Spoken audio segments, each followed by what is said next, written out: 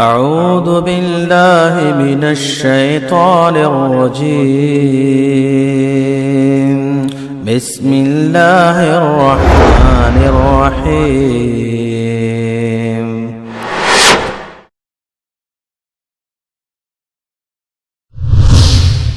كنتم خير أمة أخرجت للناس تأمرون بالمعروف وتنهون عن المنكر وتؤمنون بالله.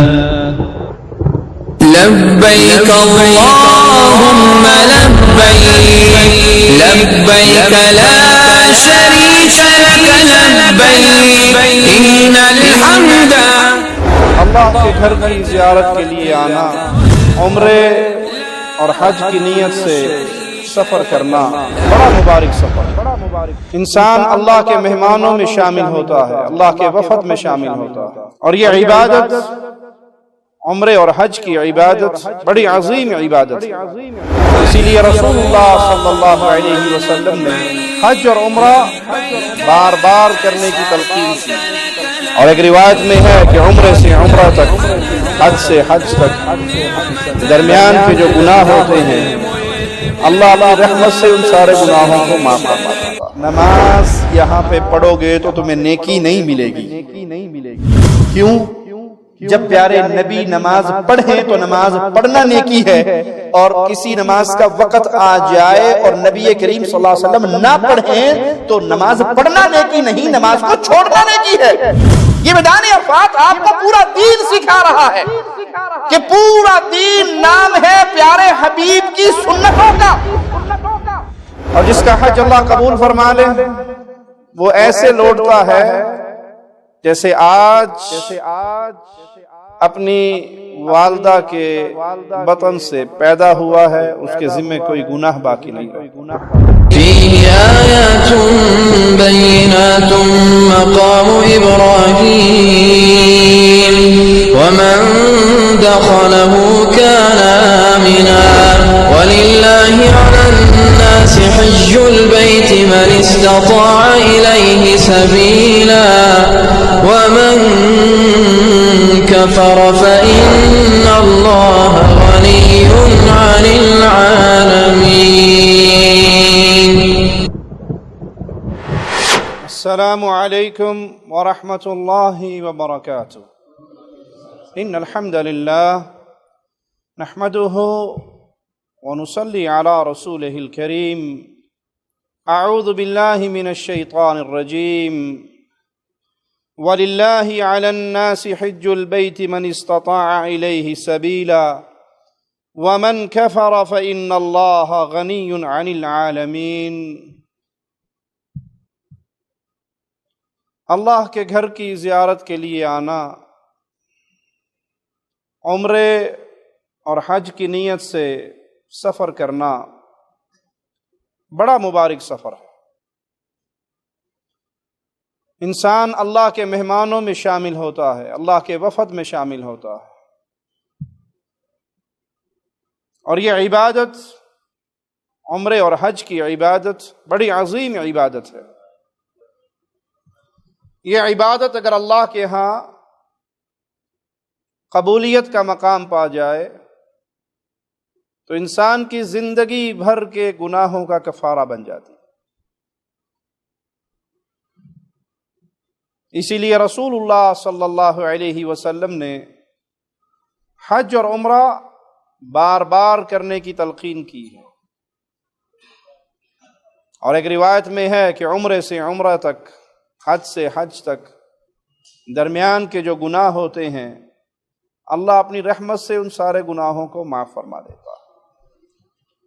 اور جس کا حج اللہ قبول فرما لے وہ ایسے لوٹتا ہے جیسے آج اپنی والدہ کے بطن سے پیدا ہوا ہے، اس کے ذمہ کوئی گناہ باقی نہیں رہتا.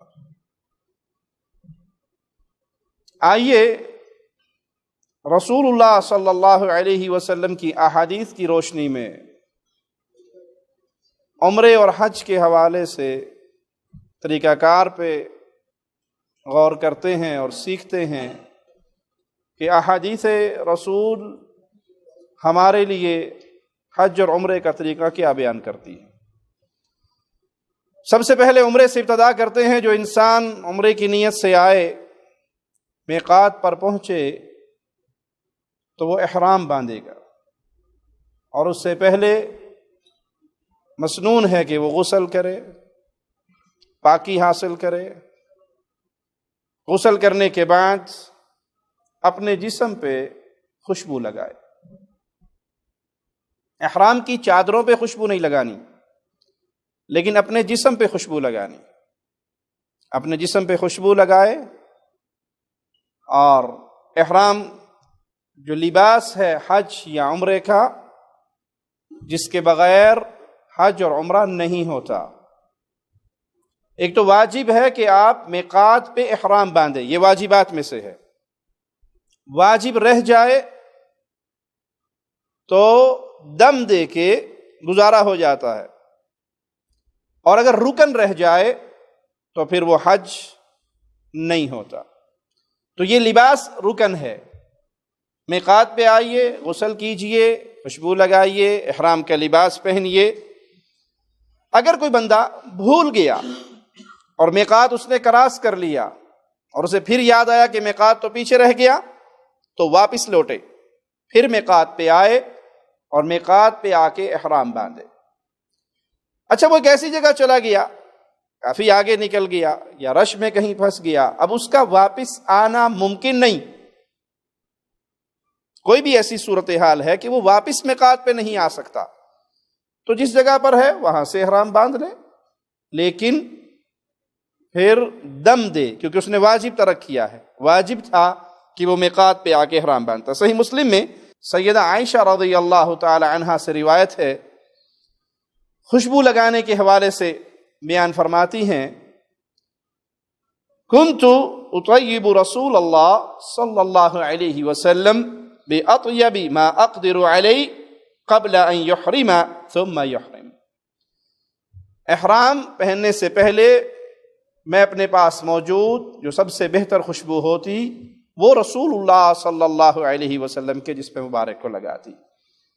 تو خوشبو لگانا پیارے نبی صلی اللہ علیہ وسلم کی سنت سے ثابت ہے۔ بعض لوگ احرام پہننے کے بعد پھر 2 رکعت نماز ادا کرتے ہیں۔ پیارے نبی صلی اللہ علیہ وسلم کی سنت میں احرام کی 2 رکعتیں نہیں ہیں۔ کسی صحیح حدیث سے یہ عمل ثابت نہیں کہ اللہ کے نبی صلی اللہ علیہ وسلم نے یا آپ کے صحابہ نے یہ فعل کیا ہو کہ احرام باندھیں اور پھر جا کے 2 رکعت نفل احرام کے پڑھ کر آئیں۔ ہاں، رسول اللہ صلی اللہ علیہ وسلم نے فرض نماز پڑھی، اور فرض نماز پڑھنے کے بعد احرام باندھا، تو یہ افضل ہے، یہ مسنون ہے۔ اگر نماز کا وقت ہے تو آپ نماز پڑھیے، اور نماز پڑھنے کے بعد احرام باندھیں، اور اگر نماز کا وقت نہیں ہے تو احرام باندھنے کے بعد اس کی خاص 2 رکعتیں اکثریت پڑھنے کے لیے جاتی ہے، جو پیارے نبی صلی اللہ علیہ وسلم کی سنت سے ثابت نہیں ہے۔ صحیح مسلم میں سیدنا انس رضی اللہ عنہ وارضاہ سے روایت ہے، فرماتے ہیں، سمعت رسول اللہ صلی اللہ علیہ وسلم یلبی بالحج والعمرۃ جمیعا یقول لبیک عمرۃ وحجا۔ فرماتے ہیں، میں نے رسول اللہ صلی اللہ علیہ وسلم کو سنا کہ آپ حج اور عمرے کا تلبیہ کہتے، نیت کرتے، آواز لگاتے، اور وہ الفاظ کیا ہیں؟ لبیک عمرۃ وحجا۔ تو احرام پہن لیا، نیت کر لی۔ کچھ لوگ یہاں سے دلیل لیتے ہیں، دیکھیے جی، عمرے اور حج کے لیے نیت کے الفاظ بلند آواز سے کہے جاتے ہیں، تو نماز کے لیے بھی کہنے چاہیے۔ حج اور عمرے پر یہ الفاظ پیارے نبی صلی اللہ علیہ وسلم سے صحیح حدیث سے ثابت ہے، ہم اس پہ عمل کرتے ہیں، مانتے ہیں، عمل کرتے ہیں۔ نماز کی ابتدا میں اپنی زبان میں نیت کے الفاظ، یا عربی زبان میں بھی نیت کے الفاظ پیارے نبی صلی اللہ علیہ وسلم سے ثابت نہیں ہیں۔ تو جہاں ثابت ہیں وہاں مانیں گے، جہاں ثابت نہیں ہے وہاں اپنے پاس سے اس کا اضافہ نہیں کریں گے۔ عمرے پر، حج پر یہ نیت کے الفاظ پیارے نبی صلی اللہ علیہ وسلم سے ثابت ہے تو ہم بھی پکارتے ہیں، لیکن جہاں ثابت نہیں ہے وہاں اپنی طرف سے اس کا اضافہ نہیں کرتے۔ اللہ کے نبی صلی اللہ علیہ وسلم سے ثابت ہے کہ آپ عمرے کے لیے نیت کرتے ہوئے یہ الفاظ کہتے۔ مسند احمد میں سیدہ ام سلمہ رضی اللہ تعالی عنہا سے روایت ہے، فرماتی ہیں سمعت رسول اللہ صلی اللہ علیہ وسلم، میں نے اللہ کے نبی علیہ الصلاۃ والسلام سے سنا، یقول، آپ فرما رہے تھے، یا آل محمد صلی اللہ علیہ وسلم، اے آل محمد، من حج منکم، تم میں سے جو حج کرنا چاہے، فلیحلل فی حجتی، جو تم میں سے حج کرنا چاہے حج کی نیت کرے، وہ آواز لگائے، تلبیہ پکارے۔ صحیح بخاری میں سیدنا عبداللہ ابن عمر رضی اللہ عنہما سے روایت ہے کہ رسول اللہ صلی اللہ علیہ وسلم سے جو الفاظ ثابت ہیں وہ کیا ہے؟ لبیک اللہم لبیک، لبیک لا شریک لک لبیک، ان الحمد والنعمت لک والملک لا شریک لک۔ اللہ میں حاضر ہوں، اس سے پہلے ہم حدیث سن چکے کہ حج اور عمرہ اللہ قبول فرما لے تو زندگی بھر کے گناہ معاف کر دیتا ہے۔ مقبول حج کی جزا پیارے نبی صلی اللہ علیہ وسلم کی حدیث کی روشنی میں سوائے جنت کی اور کچھ نہیں ہے۔ بندہ یوں لوٹتا ہے جیسے آج اس دنیا میں آیا ہو، آج پیدا ہوا ہو، معصوم ہو کر، اس کے ذمہ کوئی گناہ نہیں رہتا۔ تو جب انسان یہ الفاظ کہتا لبیک اللہ، میں حاضر ہوں، یہ تصور کرتا ہے کہ میں گناہوں کے انبار لے کر آیا ہوں، میں زندگی بھر کی خطائیں لے کر آیا ہوں، اور تیرے در پہ آ کے میں تسلیم کر رہا ہوں کہ اللہ میں بڑا ہی گنہگار ہوں، میں بڑا ہی خطا کار ہوں، میں بڑا ہی سیاہ کار ہوں، مانتا ہوں تیری توحید کو، ساری حمدیں تیرے لیے ہیں، ثنا تیرے لیے ہے، بادشاہت تیرے لیے ہے، میں گناہوں کے انبار لے کر آیا ہوں۔ اللہ کو بندے کی توبہ اتنی اچھی لگتی ہے،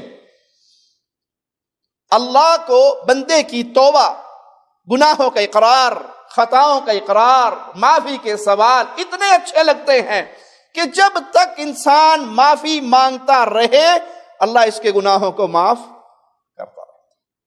اگر یہ زمین و آسمان کا خلا گناہوں سے بھر کے بھی انسان آ کر اپنے رب کے در پہ ایک دفعہ معافی مانگ لے، سچے دل سے مانگ لے، اللہ فرماتا ہے یہ پورا گیپ زمین و آسمان کا خلا بھرا ہوا گناہوں کا میں سارا معاف کر دوں گا، ولا ابالی، مجھے پرواہ بھی نہیں ہوگی۔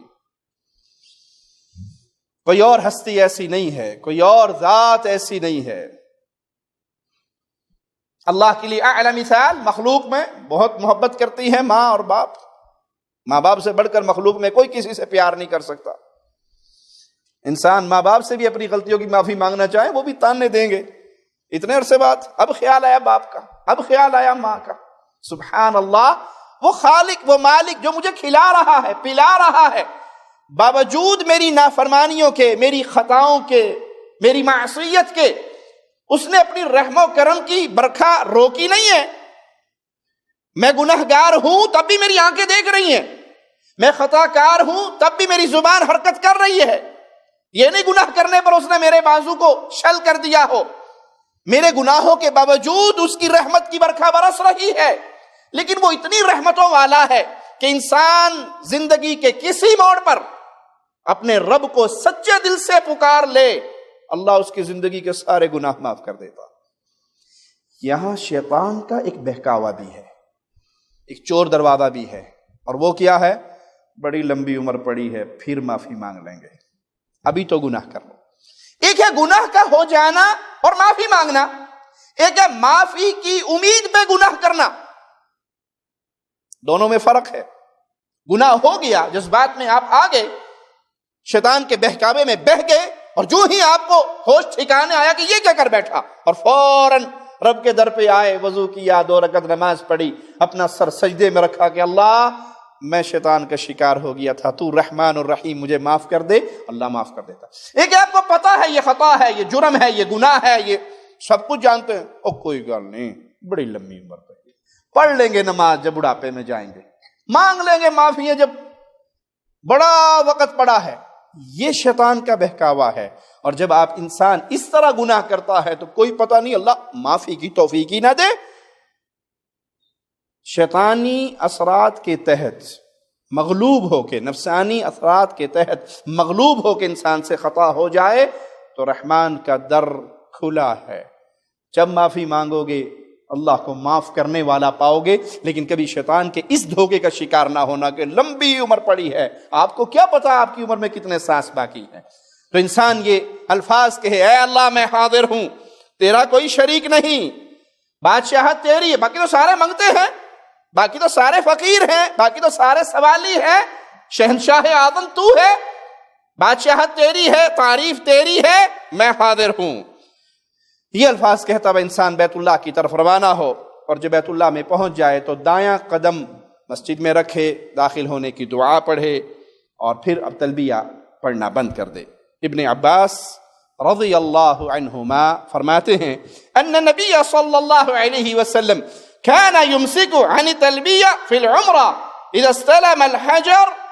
نبی کریم صلی اللہ علیہ وسلم عمرے میں حجر اسود کا استلام کرتے تو تلبیہ کہنا بند کر دیتے۔ عمرے کی ابتدا کہاں سے ہوگی؟ حجر اسود کو چوم کر۔ حجر اسود کو چومنا پیارے نبی صلی اللہ علیہ وسلم کی سنت سے ثابت ہے۔ یہ بڑا عظیم پتھر ہے۔ ایک حدیث میں آتا ہے کہ یہ قیامت کے دن آئے گا، اللہ اس کو 2 آنکھیں دے گا، اور یہ اہل ایمان کو تلاش کرے گا جنہوں نے حالت ایمان میں اس کو چوما ہوگا، ان کی سفارش کرے گا، اور اللہ اس کی سفارش سے ان مومنوں کے گناہوں کو معاف کر کے جنت عطا فرما دے گا۔ اگر چومنے کا موقع نہیں تو ہاتھ سے اشارہ کیجئے، ہاتھ لگائیے۔ رش اتنا زیادہ ہے کہ ہاتھ بھی نہیں لگتا، تو پھر ہاتھ سے اشارہ کریں، اللہ اکبر کہیں، ہاتھ سے اشارہ کریں، اپنا طواف شروع کر دیں۔ حجر اسود کو چومنا سنت ہے، مسلمان کی عزت کرنا جی فرض ہے۔ پھر دہراؤں، حجر اسود کو چومنا کیا ہے؟ سنت، اور مسلمان کی عزت فرض۔ سنت کے چکر میں فرض سے نہ رہ جانا۔ پیارے نبی صلی اللہ علیہ وسلم نے سیدنا عمر کو بھی یہ فرمایا کہ عمر تم ماشاءاللہ بھاری جسم اور قوت والے بہادر ہو، تو لوگوں کے ساتھ دھکم پیل نہ کرنا اس کو چومنے کے لیے۔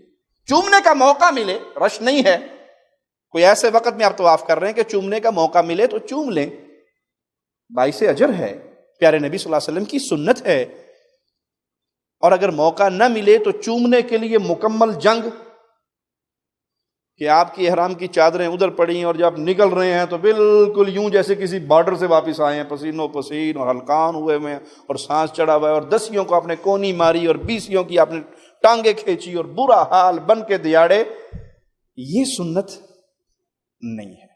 بلکہ اب تو ایسے مناظر بھی دیکھنے کو ملتے ہیں، اللہ ہدایت دے مسلمان عورتوں کو، کہ عورت حجر اسود چومنے کے چکر میں مردوں کے رش میں پھنسی بھی ہوتی ہے، اور اس کا پردہ اور اس کا وہ تو دور کی بات ہے کہ وہ انا للہ و انا الیہ راجعون۔ سیدہ عائشہ رضی اللہ تعالی عنہا سے خادمہ ان کے کہتی ہے کہ میں حجر اسود کو چوم کے آئی تو آپ نے بددعا دی، آپ نے بددعا دی کہ تو نے اس سنت پہ عمل کرنے کے لیے کتنے مردوں کے ساتھ تیرا جسم ٹکرایا ہوگا، کتنوں کی کوہنیاں لگی ہوں گی۔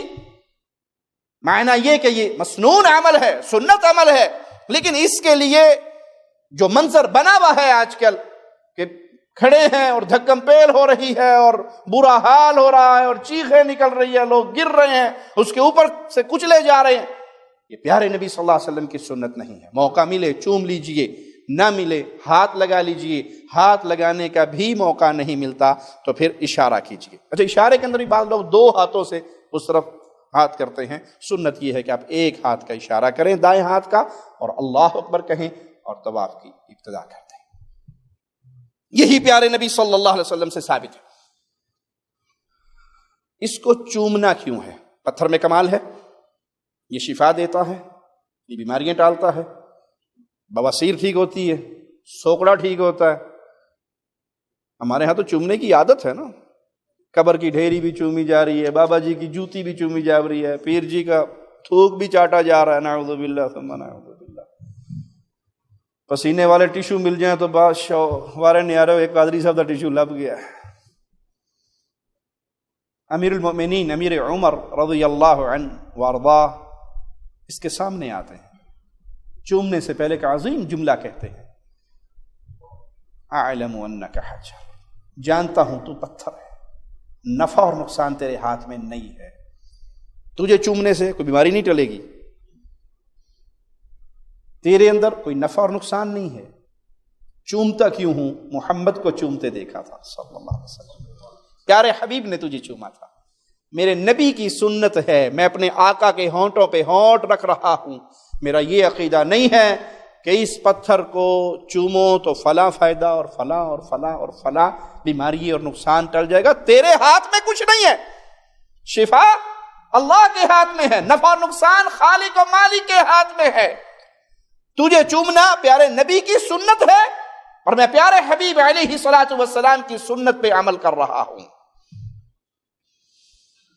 اب یہ جنت کا لایا ہوا پتھر، جنت کا بھیجا ہوا پتھر، یہ عظیم پتھر جس کی تعریف پیارے حبیب کی مبارک زبان سے ہوئی ہے، جس کو مصطفیٰ کے مبارک ہاتھوں نے یہاں لگایا تھا، لیکن نفع نقصان اس میں نہیں، تو سوچئے اللہ کے لیے درگاہوں میں، ڈھیریوں میں، مزارات پہ، بابوں کی دہلیز کو چومنے والوں، بابوں کی دہلیز پہ سجدے کرنے والوں، یا مان لے تمہاری بات تم سجدہ نہیں کرتے، تعظیم کے طور پہ چومتے ہو، پیارے حبیب کے دین میں تعظیماً بھی کہیں پہ سجدہ کرنا جائز، عبادت سمجھ کے کرو گے تو کفر ہے، شرک اکبر ہے، ملت سے نکل گئے، اور عبادت سمجھ کے نہیں کیا، تعظیماً کیا کہ بابا بڑا پہنچا ہوا اس کا حق بنتا ہے۔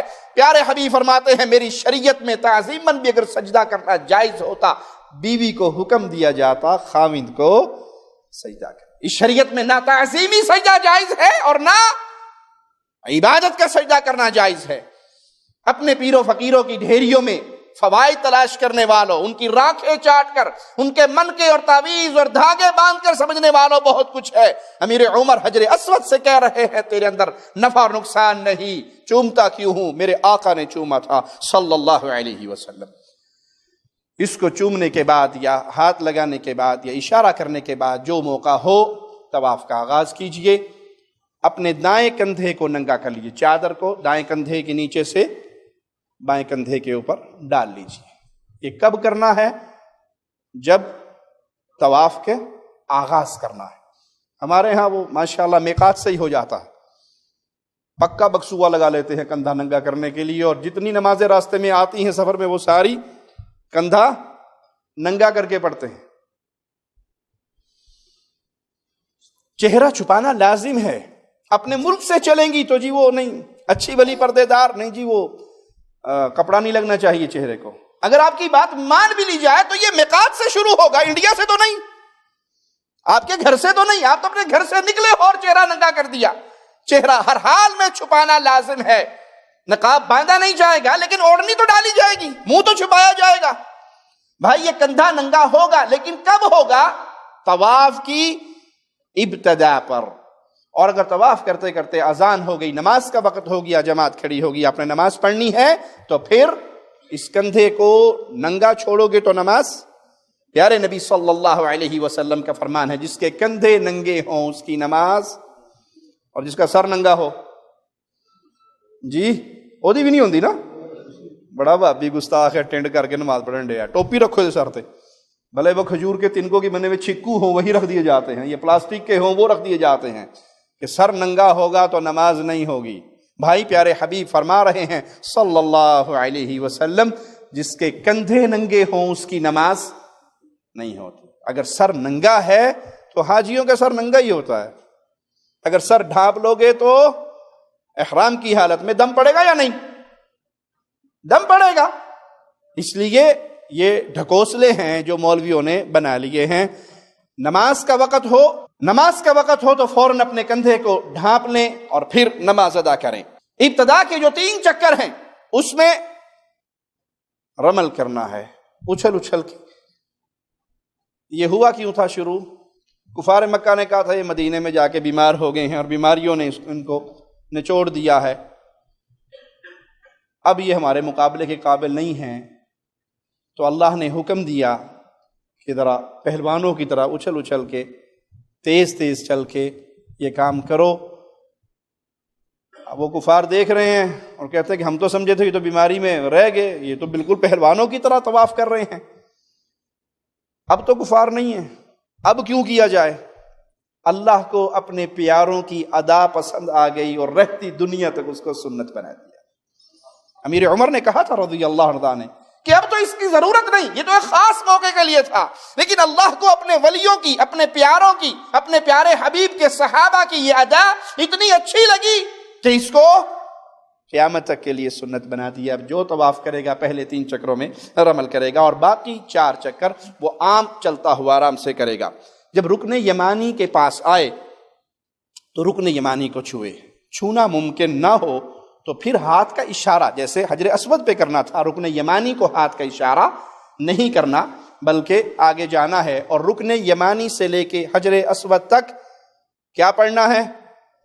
ربنا آتنا فی الدنیا حسنہ وفی الآخرۃ حسنہ وقنا عذاب النار۔ اے اللہ دنیا کے اندر بھی بھلائی اور حسنات عطا فرما، آخرت کے اندر بھی حسنات عطا فرما اور ہمیں آخرت کے عذاب سے بچا۔ اس کے علاوہ جو باقی طواف کے چکر ہیں، باقی آپ جو مرضی پڑھیں، ہمارے ہاں وہ خاص کتابیں دے دی جاتی جی، پہلے چکر کی دعا، دوسرے چکر کی دعا، تیسرے چکر کی دعا، چوتھے چکر کی دعا۔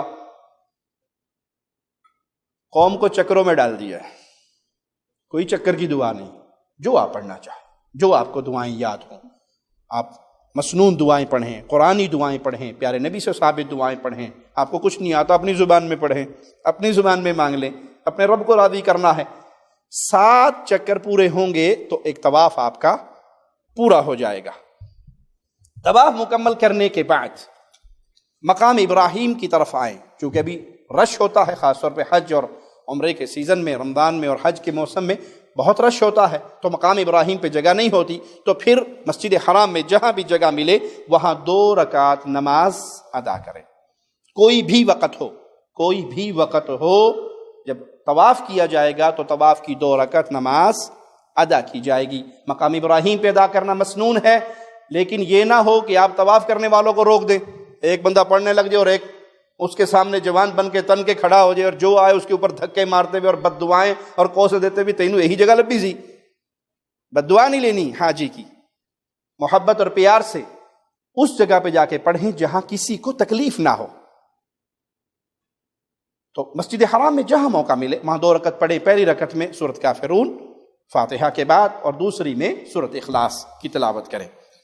زمزم پیجئے، یہ زمزم بڑا مبارک پانی ہے، یہ زمزم بڑا ہی مبارک پانی ہے۔ پیارے حبیب جناب محمد الرسول اللہ صلی اللہ علیہ وسلم نے اس کی شان کیا بیان کی کہ زمزم پینے سے پہلے انسان دعا کرے، اور یہ اتنا عظیم پانی ہے جس نیت سے پی لو، جو دعا کر کے پی لو، اللہ اپنی رحمت سے وہ چیز عطا فرما دیتا ہے اور وہ دعا قبول کر لیتا ہے۔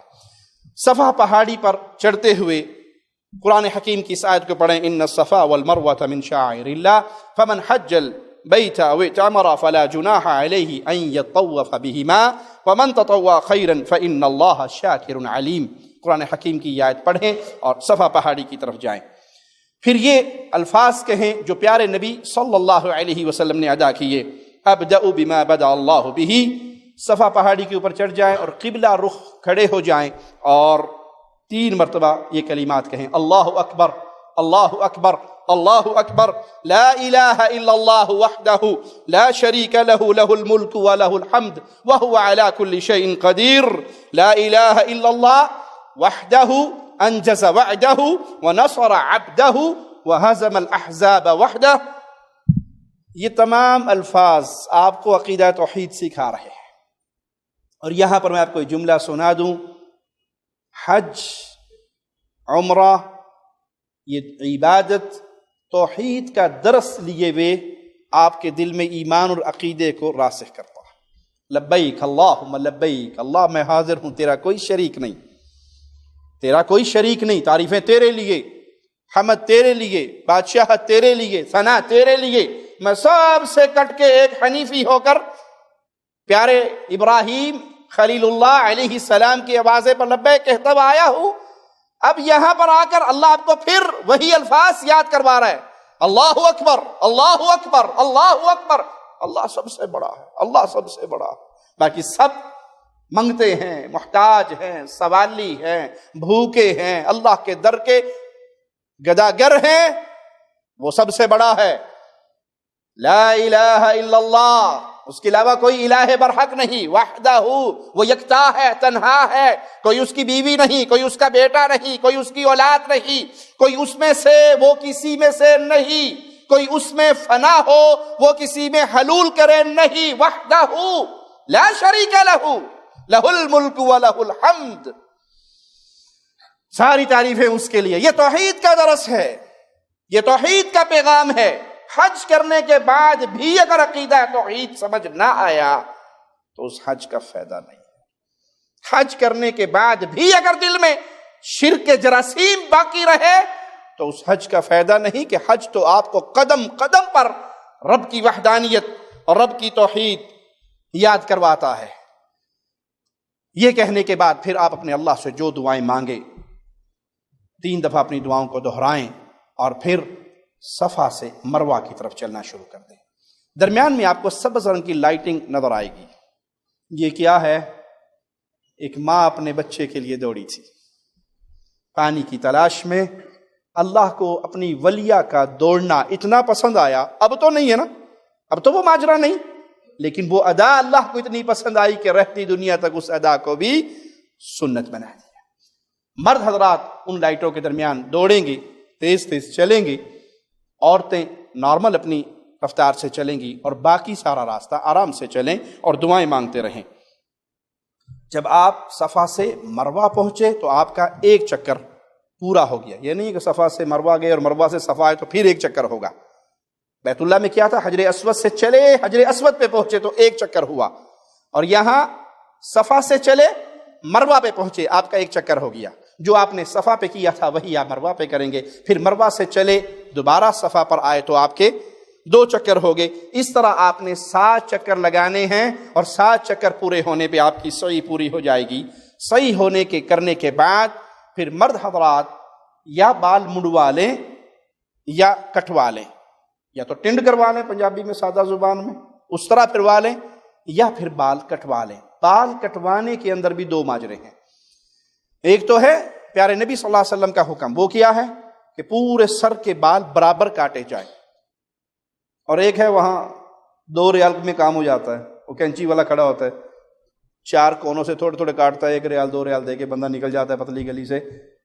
اس سے گزارا نہیں چلے گا. واجب ہے آپ کٹنگ کروائیں پورے سر کی. بھلے آپ چھوٹے چھوٹے بال کٹوائیں، زیادہ نہ کٹوائیں، 1 پوری کے برابر کٹوا لیں، بڑے بال ہیں، لیکن پورے سر کے برابر کٹوائیں. یا اس طرح پھروانا ہے تو پورے سر پہ اس طرح پھروائیں. آج کل تو اللہ معاف فرمائے سر کے ڈیزائن بھی ایسے آئے ہیں کہ بندہ دے کے پریشان ہوتا ہے، بندہ ہی جان ڈے آگو. کسی نے یہاں سے چھوڑے ہوئے ہیں اور کسی نے یہاں سے چھوڑے ہوئے ہیں، کسی نے درمیان سے ٹنڈ کی ہوئی ہے، کسی نے سائڈوں سے ٹنڈ کی ہوئی ہے. جو کفار کو دیکھا، جو مغرب کے گندے معاشرے کو دیکھا تو دوڑ پڑے اس کے پیچھے کہ بس سب سے قیمتی دولت جو ہے وہ مغرب کا معاشرہ. موضوع سے ہٹ کے ایک بات کہہ دوں، مغرب کے معاشرے کی گندگی اپنی جگہ پہ، صرف ایک جملہ اگر آپ کو سمجھ آ جائے تو آپ اس گندے معاشرے کی اندھی تقلید نہیں کرو گے، نہ اپنی اولاد سے کرواؤ گے. یہ وہ معاشرہ ہے جس کے پیچھے آپ نے اپنا ادھا سر ٹینڈ کروا لیا اور ادھا بغیر چھوڑ دیا ہے، جہاں ان کے گھر میں بوڑھی ماں کا کمرہ نہیں ہے، کتے کا کمرہ ہے. بوڑھے باپ کے لیے کمرہ نہیں ہے لیکن ڈوگی کا پورا واش روم الگ ہے. بوڑھا باپ اولڈ ہاؤس میں تڑپ رہا ہے اور کتے کو رات کو پیمپر لگا کے اپنے بستر میں سلایا جا رہا ہے. آپ کو یہ معاشرہ پسند ہے؟ آپ کو یہ دنیا پسند ہے؟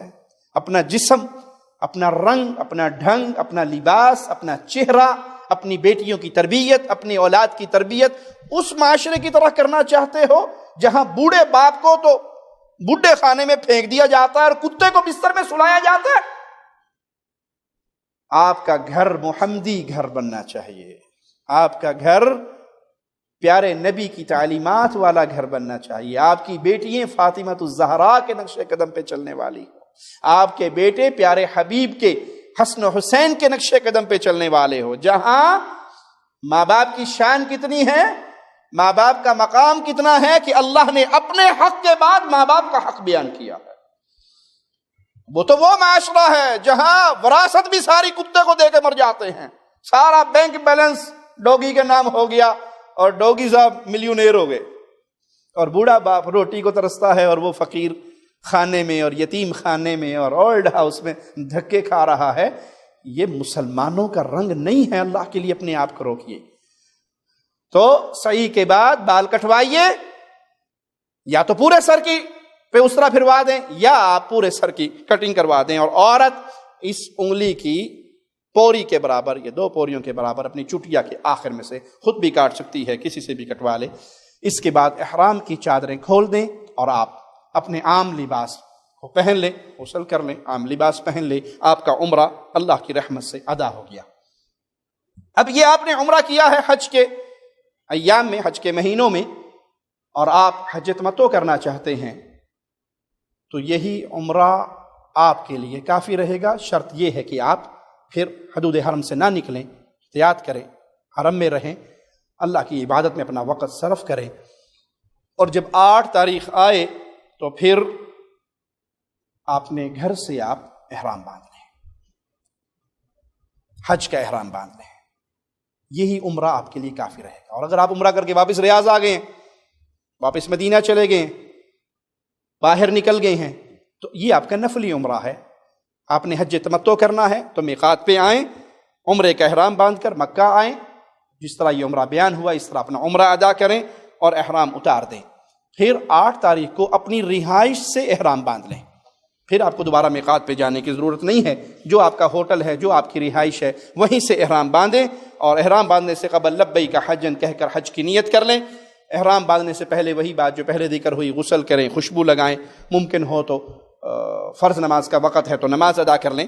خاص احرام کی کوئی نماز نہیں ہے. احرام باندھنے کے بعد بلند آواز سے تلبیہ کہیں اور کم از کم ایک بار یہ الفاظ بھی دہرا لیں جو ابن ماجہ میں سیدنا انس رضی اللہ عنہ وارضاہ سے مروی ہیں کہ پیارے حبیب علیہ الصلوۃ والسلام نے فرمایا اللہم حجۃ لا ریاء فیہا ولا سمعہ. اے اللہ میں حج کے لیے آیا ہوں، ایک ایسا حج جس میں نہ تو دکھلاوا ہے نہ نمود و نمائش ہے. میں خاص اخلاص کے ساتھ تیری عبادت کے لیے، تجھے راضی کرنے کے لیے آیا ہوں. دکھلاوا نہیں، ریاکاری نہیں، شہرت نہیں.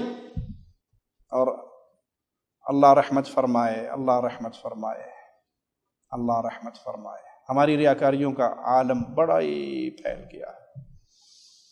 وہ ایک بدو کے بارے میں ایک امام صاحب نے اپنی کتاب میں قصہ لکھا ہے کہ ایک بدو نماز پڑھ رہا تو قریب کھڑے ہوئے لوگوں نے اس کی تعریف شروع کر دی کہ ماشاءاللہ بڑی پیاری نماز پڑھ رہا ہے، بڑا پکا نمازی ہے. اس نے سنا کہ لوگ میری تعریف کر رہے ہیں نماز کے حوالے سے کہ بڑی اچھی نماز پڑھ رہا ہے، بڑا نمازی ہے. تو اس نے فوراً سلام پھیر کہا کہ میرا روزہ بھی ہے. کلی نماز نہیں، میں روزے دار بھی ہیں، یہ بھی بتاؤ لوگوں کو بڑا اچھا روزہ رکھتا ہے. تو اس نے نماز سے سلام پھیر کے کہا کہ بھائی صرف نماز تک بریک نہ لگاؤ، میں اس وقت روزے کے ساتھ بھی ہوں. اللہ کا بڑا شکر ہے. انا للہ و انا الیہ. ہمارے حج کا بھی یہی حال ہوتا ہے نا. اور خاص طور سے جب سے جیب کے اندر یہ بیماری گلیکسی موبائل والی آئی ہے تب سے تو ریاکاری پورے جھنڈے پھیلا کر کھڑی ہے.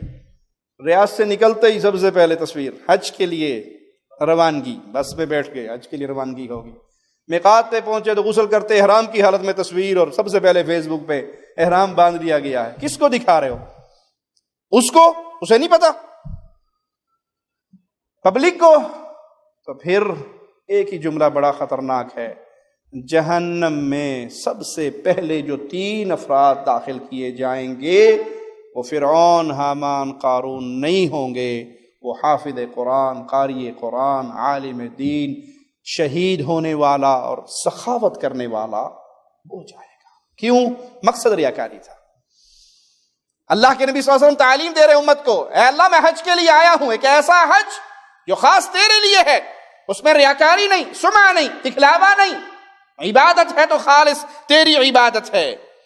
8 تاریخ کو احرام باندھ کر تلبیہ کہتے ہوئے مینا پہنچے، پھر وہاں ظہر، عصر، مغرب، عشاء، فجر، 9 تاریخ کی فجر، یہ ساری نمازیں قصر کرنی ہے، یعنی ظہر کا وقت کتنی پڑھیں گے؟ 2، عصر ہوگی تو کتنی پڑھیں گے؟ 2، مغرب پہ 3، عشاء پہ، فجر پہ 2۔ لیکن سفر میں بھی اللہ کے نبی صلی اللہ علیہ وسلم نے فجر کی سنتے اور رات کا وتر نہیں چھوڑا۔ قصر ادا کی جائے گی لیکن اپنے وقت پہ ادا کی جائے گی۔ ظہر کے وقت پڑھیں گے، عصر کے وقت، مغرب کے وقت، جمع تقدیم تاخیر نہیں ہے، اپنے وقتوں پر ہے لیکن قصر ہے۔ وہاں بھی لوگ ڈرامہ بازی کرتے ہیں، اپنے اپنے مسلک کی پیچھے چلتے ہوئے پیارے نبی صلی اللہ علیہ وسلم کی احادیث کو چھوڑ دیتے ہیں، جی وہ ہم مقیم ہیں، آپ مسافر ہیں۔ پیارے حبیب صلی اللہ علیہ وسلم نے یہاں پر یہ نماز یوں ہی پڑھی، آپ کے پیچھے تمام صحابہ نے بھی یوں ہی پڑھی۔ مسافر مقیم کا چکر نہیں ہے، یہ حج ہے، اور حج میں پیارے نبی صلی اللہ علیہ وسلم نے یہ عمل کیا۔ 9 ذی الحجہ عرفہ کے دن کو طلوع آفتاب کے بعد مینا سے عرفہ کے لیے روانہ ہو جائیں۔ عرفات کے دن حاجی روزہ نہیں رکھیں گے، غیر حاجی روزہ رکھیں گے، ان کے لیے بڑا اجر و ثواب ہے، لیکن حجاج ان کے لیے روزہ نہیں ہے، وہ اللہ کی عبادت میں اور کھانے پینے میں اس وقت کو گزاریں گے۔ عرفات میں پہنچ کر امام صاحب کا خطبہ سنیں، اور پھر خطبے کے بعد نمازیں 2 پڑھی جائیں گی، ظہر، عصر، اذان 1، تکبیریں 2، جماعت ہوگی۔ وہاں بھی لوگ امام صاحب کو پوچھا، جی آپ مقیم ہیں مسافر ہیں؟ ہمارے امام صاحب کا یہ قول ہے، فلاں بابا جی نے یہ کہا تھا، مولوی صاحب نے چلتے ہوئے پٹی پڑھائی تھی، وہابیوں نے مگر نہ پڑھے آجے پورا حج ہی برباد ہو جائے گا، ان کے پیچھے نہیں چلنا۔ بھائی یہاں پیارے نبی صلی اللہ علیہ وسلم کی سنت پہ عمل ہو رہا ہے، کوئی وہابی شابی نہیں ہے، یہ سب بنائے ہوئے مولویوں کے ڈھکوسلے ہیں، اپنے پیٹ کے دھندے کو جاری رکھنے کے لیے امت کو بانٹا ہوا ہے۔ پیارے نبی صلی اللہ علیہ وسلم نے میدان عرفات میں ظہر اور عصر کو جمع تقدیم کے ساتھ، ظہر کے وقت پہ اذان ہوئی، پھر 2 رکعت ظہر کی اور پھر تکبیر ہوگی، اور 2 رکعت عصر کی، یہ نماز آپ نے اکٹھی پڑھی۔ یہ پیارے حبیب صلی اللہ علیہ وسلم کی سنت ہے، اپنے حج کو سنت کے مطابق کیجیے، کیونکہ اسی میدان میں پیارے حبیب نے فرمایا تھا، خذوا عنی مناسککم، مجھ سے حج کے طریقے سیکھ لو، ہو سکتا ہے اگلے سال میں حج نہ کروں، تمہاری میری ملاقات نہ ہو، تو حج کے طریقے مجھ سے سیکھ لو۔ یہ پیارے حبیب صلی اللہ علیہ وسلم کا طریقہ ہے کہ آپ نے میدان عرفات میں ظہر اور عصر کو اکٹھا ادا کیا۔ نماز ادا کرنے کے بعد آپ وقوف کریں، اللہ سے دعائیں مانگیں، قرآن حکیم میں مذکور دعائیں پڑھیں، پیارے نبی صلی اللہ علیہ وسلم کی احادیث میں موجود دعائیں پڑھیں، قبلہ رو کھڑے ہو جائیں، ہاتھ بلند کریں اور تکبیر کہیں، تحلیل کہیں، تلبیہ کہیں، اللہ کو راضی کریں۔ یہ میدان عرفہ، یہ حج ہے۔ آپ نے فرمایا عرفے کا نام یہی حج ہے، جو یہاں پہنچ گیا اس نے حج کو پا لیا، اور جو اس رکن سے محروم ہو گیا وہ حج سے محروم ہو گیا۔ اور یہ وہ عظیم مقام ہے جہاں اللہ مالک فخر سے ملائکہ سے پوچھتا ہے اپنے بندوں کا حال، حالانکہ وہ خود جاننے والا ہے۔ یہ کیوں آئے ہیں، یہ کیا چاہتے ہیں؟ فرشتے کہتے ہیں اللہ یہ تجھ سے تیری رحمت کے سوال ہی ہے، یہ گناہوں کی معافی کا سوال لے کر آئے ہیں، دور دور سے سفر کر کے آئے ہیں، یہ دور دور سے چل کر آئے ہیں، اپنی بستیوں کو چھوڑ کر، اپنے گھر والوں کو چھوڑ کر، بیوی بچوں کو چھوڑ کر یہ آئے ہیں۔ ان کے آنے کا مقصد تجھے راضی کرنا ہے، ان کو آنے کا مقصد تجھ سے معافی کا سوال کرنا ہے۔ تو اللہ ایسا راضی ہوتا ہے اپنے بندوں سے کہ فرشتوں سے کو گواہ بناتا ہے کہ فرشتوں تم گواہ بن جاؤ، میں نے ان سب کے گناہوں کو معاف کر۔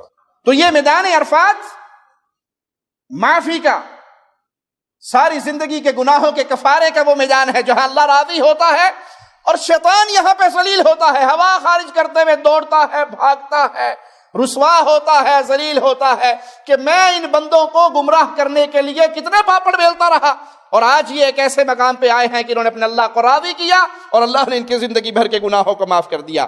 غروب آفتاب کے بعد نماز مغرب پڑھنے سے پہلے، کیوں جی نماز مغرب پڑھی جائے گی؟ عرفہ میں مغرب کی نماز ہوگی؟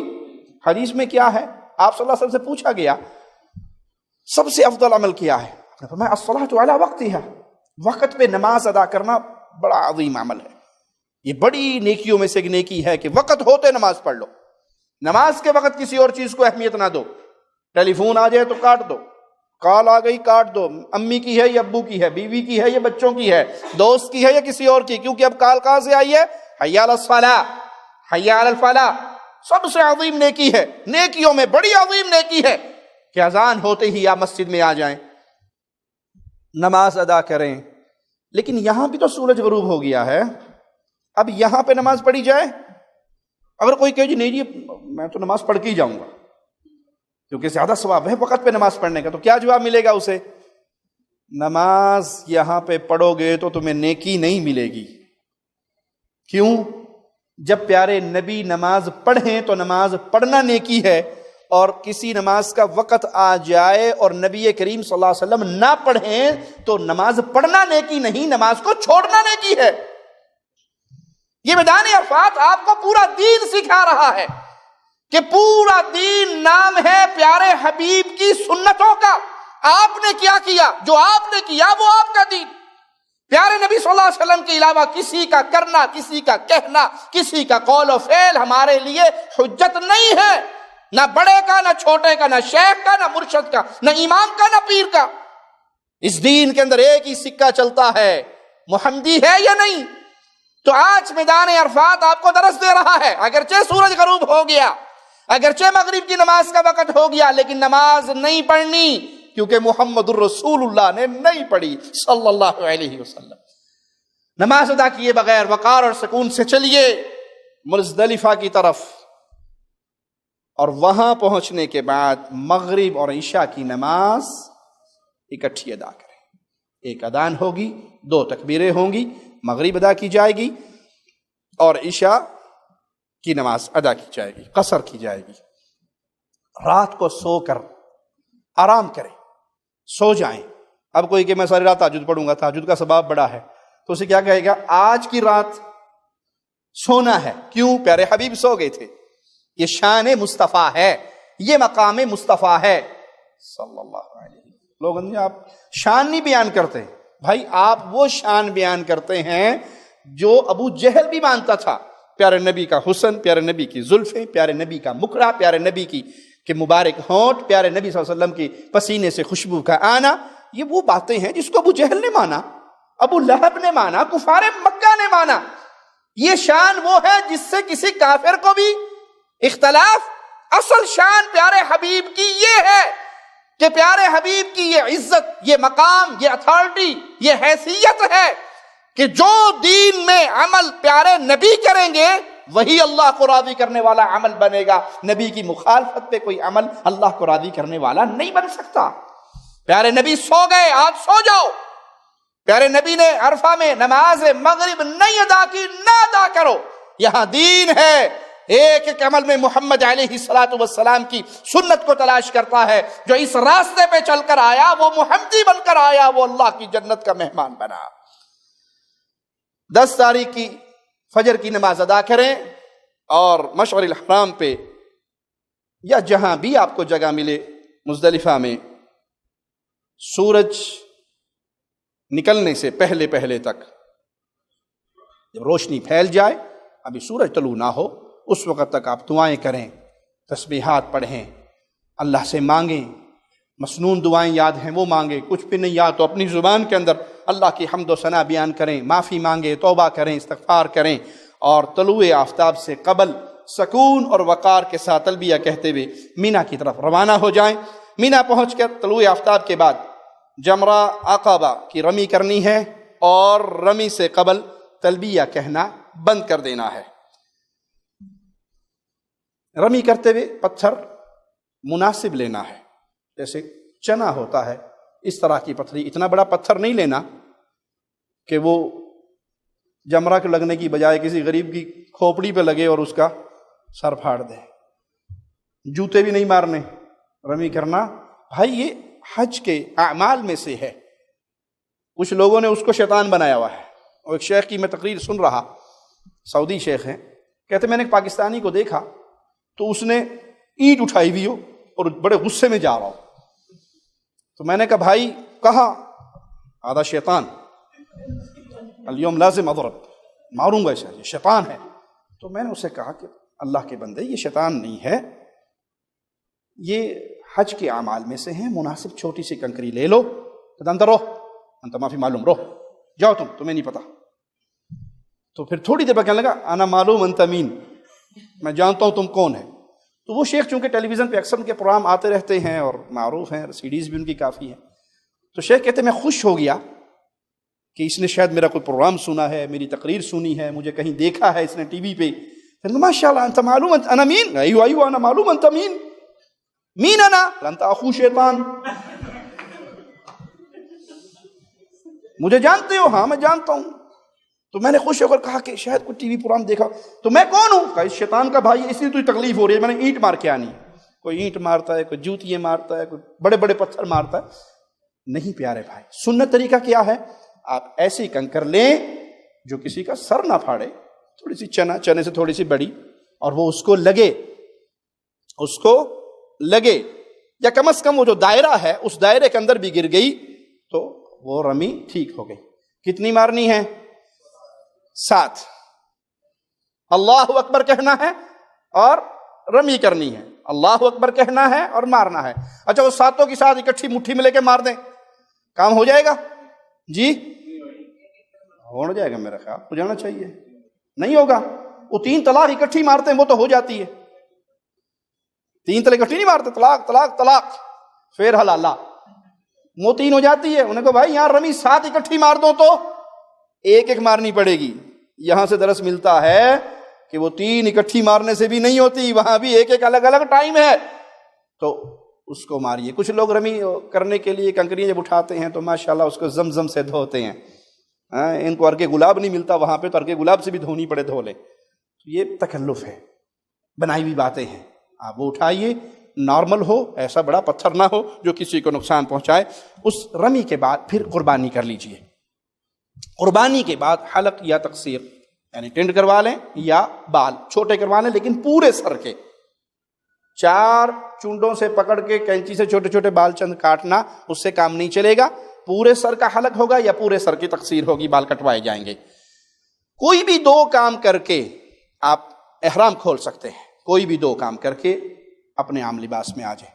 قربانی کر لی، حلق کروا لیا، آپ نے رمی کر لی، آپ نے طواف کر لیا، آپ نے سعی کر لی، کوئی بھی 2 کام کر لیے تو آپ کے لیے احرام کی چادریں کھولنا جائز ہو گئی۔ اب آپ عام لباس میں آ سکتے ہیں، اور اس میں آگے پیچھے بھی ہو جائے تب بھی کوئی حرج نہیں۔ صحابی آئے، کسی نے کہا جی پہلے میں نے رمی کر لی، میں نے پہلے یہ کر لیا، آپ نے افعل ولا حرج، افعل ولا حرج، افعل ولا حرج، کوئی حرج نہیں، کوئی حرج نہیں۔ تو اس میں رمی میں، حلق میں، قربانی میں، طواف میں، سعی میں اگر آگے پیچھے بھی ہو جائے تو انشاءاللہ کوئی حرج نہیں۔ پھر مینا سے مکہ جائیں اور حج کا طواف کریں، طواف افاضہ، حج کا طواف کریں۔ حج کا طواف کرنے کے بعد سعی کریں، سعی کرنے کے بعد واپس آئیں۔ رات آپ نے آ کر مینا میں گزارنی۔ کیوں؟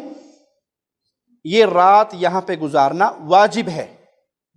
واجب چھوڑو گے تو دم دینا پڑے گا، رکن چھوڑو گے تو حج، طواف افاضہ 10 تاریخ کا طواف، یہ حج کا طواف ہے، رکن ہے۔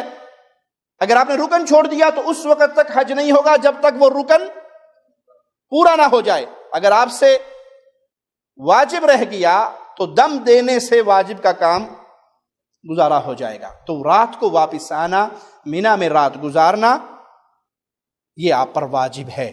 تو بیت اللہ جائیں، طواف کریں، سعی کریں اور پھر واپس آئیں۔ اسی طرح ایام تشریق یعنی 11، 12، 13 ذی الحجہ کی راتیں مینا میں گزارنا۔ دن آپ بیت اللہ جا سکتے ہیں، طواف کریں، دعائیں کریں، صدقہ خیرات کریں، لیکن یہ راتیں 3 دنوں کی راتیں آپ پر مینا کے اندر گزارنا واجب ہے۔ اگر یہ واجب چھوڑو گے تو اس سے بھی دم واجب ہو جائے گا۔ 12 تاریخ کو اگر کوئی نکلنا چاہے اجازت ہے، لیکن شرط کیا ہے کہ آپ غروب آفتاب سے پہلے مینا کی باؤنڈری سے نکل جائیں، مینا کی حدود سے نکل جائیں 12 تاریخ کو۔ اگر آپ کو مغرب کی اذان یعنی سورج غروب ہو گیا اور آپ مینا کی باؤنڈری کے اندر ہیں تو اب نہیں جا سکتے، اب آپ کو یہاں رکنا لازم ہے۔ اور پھر 13 تاریخ کو آپ نے تینوں جمرات کو رمی کرنی ہے، اولا کو، وسطیٰ کو، اخبا کو، ترتیب کے ساتھ ان کو پتھر مارنے ہیں، رمی کرنی ہے۔ اگر آپ 12 کا سورج غروب ہونے سے پہلے مغرب سے پہلے مینا کی باؤنڈری سے نکل گئے تو 13 رکنا آپ کے لیے لازم نہیں ہے۔ لیکن ایک روایت میں اس 13 تاریخ کا رکنا یا رمی کرنے کی فضیلت یہ بیان ہوئی ہے کہ ایک رمی پر اللہ ایک کبیرہ گناہ معاف کرتا ہے، ایک رمی پر ایک کبیرہ گناہ معاف کرتا ہے۔ تو افضل ہے کہ آپ رکیں 13 کو بھی اور رمی کر کے جائیں اور یہ اجر و ثواب لے کر جائیں۔ جمرہ اولا اور وسطیٰ کی رمی کے بعد قبلہ رخ کھڑے ہو کر دعا کریں، بیت اللہ کی طرف رخ کر لیں، اولا کے بعد بھی، وسطیٰ کے بعد بھی، اور پھر لمبی دعائیں کریں، اپنے اللہ سے مانگیں۔ یہ موقع بار بار نصیب نہیں ہوتے، تو سب سے بڑی چیز حج کے اندر جو غریب بھی کر سکتا ہے، امیر بھی کر سکتا ہے، وہ کیا ہے؟ دعائیں ہیں، ذکر اذکار ہے، ذکر کریں، دعائیں کریں، اپنے گناہوں کو یاد کریں، اللہ سے معافی مانگیں۔ یہ موقع بار بار نہیں آتا، اس کو بلکہ میں مشورہ دوں گا حاجیوں کو حج پہ جانے سے پہلے اپنے موبائل کی جو سم ہے وہ چھوٹا نوکیا جو پرانے دور کا نوکیا ہے اس میں ڈال کے اسے لے کر جائیں۔ یہ بیماری جو ہے نا واٹس ایپ والی اور فیس بک والی، اس کو گھر چھوڑ کے جائیں، مخصوص ایام ہے۔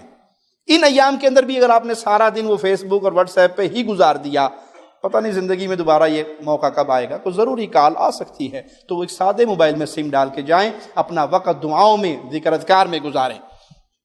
12 تاریخ کو پلٹنا ہو تو غروب آفتاب سے قبل وہاں سے نکل جائیں یا پھر وہاں رک جائیں، اور 13 تاریخ کی بھی زوال کے بعد رمی کر کے پھر جائیں۔ رمی کا جو وقت ہے وہ زوال کے بعد ہے۔ مکہ مکرمہ پہنچ گئے، اب بیت اللہ سے رخصت ہوتے ہوئے آخری کام آپ نے طواف وداع کرنا ہے۔ یہ واجب ہے، واجب چھوڑو گے تو دم لازم ہوگا۔ یہ کرنا کب ہے؟ جب آپ نے مکہ چھوڑنا ہے، آخری کام، یعنی طواف کرنے کے بعد آپ ہوٹل پہ گئے، سامان سمیٹا، اکٹھا کیا، کھانے کا وقت ہو گیا، کھانا کھا لیا، نماز کا وقت آ گیا، نماز پڑھ لی، اور آخری کام ہے آپ مکہ سے نکل رہے ہیں۔ یہ نہیں کہ آپ طواف وداع کرو اور پھر گھر ہوٹل پہ جا کے آرام سے 4 گھنٹے 5 گھنٹے کی نیند کر لو اور رات گزار لو کہ طواف تو میرا ہو گیا۔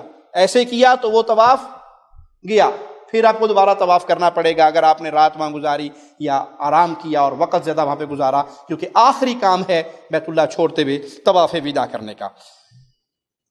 حج افراد جنہوں نے کرنا ہے، تمتع نہیں کرنا، تو ان کے لیے یہ ہے کہ وہ میقات سے حج کی نیت، اکیلے حج کی نیت، عمرے کی نیت نہیں ہوگی، اس نیت سے احرام باندھیں اور احرام سے پہلے وہی مسائل کے غسل کریں، خوشبو لگائیں اور لبیک حجن یہ نیت کریں اور بیت اللہ کی طرف آئیں۔ ممکن ہو تو طواف کر لیں، سعی کر لیں۔ اگر آج طواف اور سعی کر لیں گے تو پھر حج کی سعی سے آپ کو وہاں صرف حج کا طواف کرنا پڑے گا، سعی آپ کی یہی کافی رہے گی۔ لیکن اگر کوئی نہیں کرنا چاہتا، طواف قدوم اور سعی نہیں کرتا اور ڈائریکٹ مینا چلا جاتا ہے تو اس کے لیے وہ بھی ٹھیک ہے، اور اگر وہ مینا بھی نہیں جاتا اور ڈائریکٹ عرفہ پہنچ جاتا ہے تو اس کے لیے یہ بھی درست ہے۔ حج افراد والے پر طواف افاضہ اور طواف وداع، ایک تو حج کا طواف کرے گا اور اس کے ساتھ سعی کرے گا، اور اگر اس نے پہلے نہیں کی اور جب چھوڑے گا بیت اللہ کو تو دوسرا طواف اس کے اوپر طواف وداع ہے۔ ایک سعی لازم ہے جو چاہے پہلے طواف کے ساتھ کر لے یا حج والے طواف کے ساتھ 10 تاریخ کو کر لے۔ 10 کو بعض لوگوں کے ساتھ عورتیں ہوتی ہیں، بچے ہوتے ہیں، اگر وہ 10 کو نہیں کر سکا، باقی کاموں میں مصروف رہا اور اس کو لیٹ کر لیا ایک دن اس نے، تو 11 کو بھی کر سکتا ہے، کوئی حرج نہیں انشاءاللہ۔ جس نے حج قران کرنا ہے وہ میقات سے عمرہ اور حج دونوں کی نیت سے احرام باندھے، مکہ پہنچے، عمرہ ادا کرے، طواف کر لے، سعی کر لے، اور اپنی احرام کی حالت میں باقی رہے، بال نہیں کٹوائے گا، احرام نہیں کھولے گا۔